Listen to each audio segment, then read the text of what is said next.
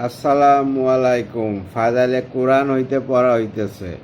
অত হজরত আবু সাইদ খুদরি রাদিয়াল্লাহু আনহু বলেন, একদিন আমি গরিব মুহাজিরদের সহিত বসাছিলাম।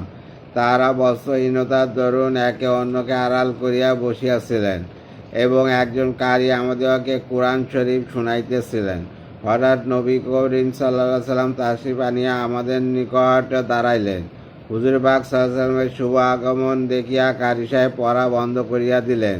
হুজুর সাল্লাল্লাহু আলাইহি সাল্লাম সালাম করিয়া জিজ্ঞাসা করিলেন, তোমরা কি কাজ করিতেছিলে? আমরা বলিলাম, হুজুর, আমরা কোরআন শরীফ শুনিতেছিলাম।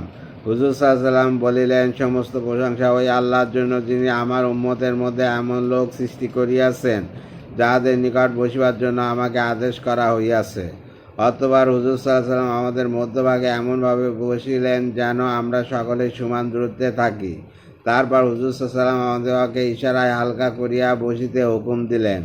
অতঃপর সবাই হুজুর পাক সাল্লাল্লাহু আলাইহি সাল্লামের মুখের দিকে মুখ করিয়া বসিয়া গেল। হুজুর সাল্লাল্লাহু আলাইহি সাল্লাম তখন ইরশাদ করিলেন, হে গরিব মুহাজিরিন, তোমরা সুসংবাদ শোনো।